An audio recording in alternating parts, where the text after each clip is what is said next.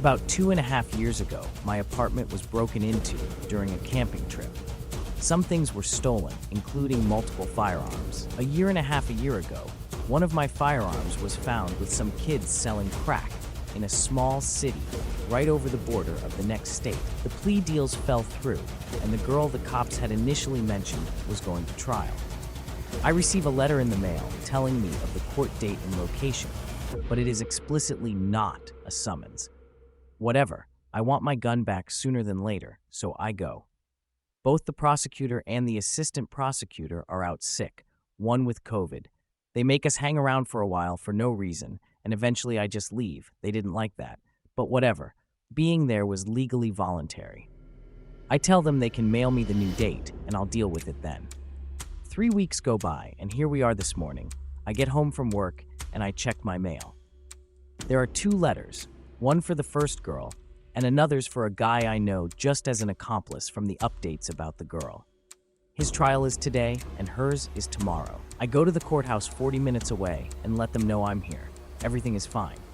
They bring in the jury pool and spend 2 hours getting down to 7 jurors. The trial starts, and we're just patiently waiting. 4 cops and 1 other civilian victim witness. They tell us no worries, this will be super quick. They basically just need to ask if it's the firearm I reported stolen, and I'll be on my way. They call in all the cops who are getting paid this whole time. First, it's now 1 p.m. I've been up for 24 hours, on 3 hours of sleep the day before, after working a 12-plus hour overnight shift. My entire body is cramping. I'm super uncomfortable. I'm exhausted. I last ate at 10 p.m. The assistant district attorney comes out and tells us they're taking an hour lunch break. I tell her I can't stay, and I need to leave. He tells me I'm not allowed to. I already presented as a witness to the judge. I'd been summoned. I hadn't. They can charge me with this or that. One of the cops tells me they could detain me. The judge could order me, after I point out I haven't been summoned, and again, this is voluntary. Basically, they try and strong-arm me when all I want to do is go home. I point out that this guy isn't even who I was told was found with my gun. The assistant district attorney starts explaining how, oh no, he totally was. I don't know who you heard that from. My local police department mentioned the girl by name originally, giving me all these details about the case. Then re-emphasizing, I really must stay, or I'll be charged with a crime. Don't worry though, we'll get you in right away, so you can leave soon being in more than an hour, minimum. Here's the thing, the judge issued a sequester order first thing in the morning before jury selection. I say fine and wait. Here comes the single greatest act of malicious compliance I've ever committed in my life. All the attorneys come in, all the jury comes in. The judge makes me swear to tell the truth. I do. As soon as I finish, I blurt out the prosecutor broke the sequester and was telling me about the case during the break. Stop. Everyone, except the lawyers out, including me. Eventually, they bring just me back in.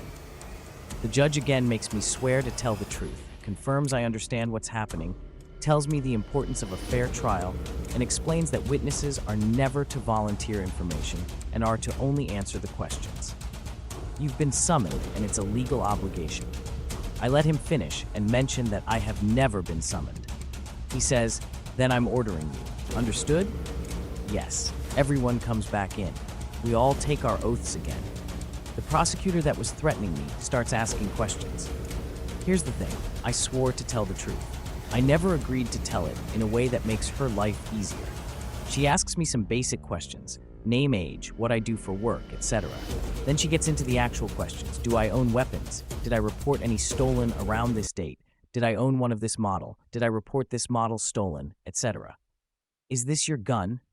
It certainly looks like it. Did the ABC police contact you when it was recovered? No, who did? XYZ Police Department, my local PD. Did they give you any details regarding how it was recovered? They said it was allegedly used in a crime by girl's name.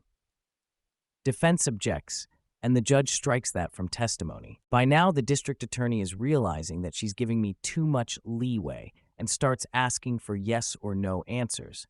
Eventually asks if I'd recognize the serial number if I saw it. I tell her no, and that roughly sums up my questions from her. Then it's the defendant's turn, and it goes exactly as you would expect by now. I answer truthfully, but in favorable wording.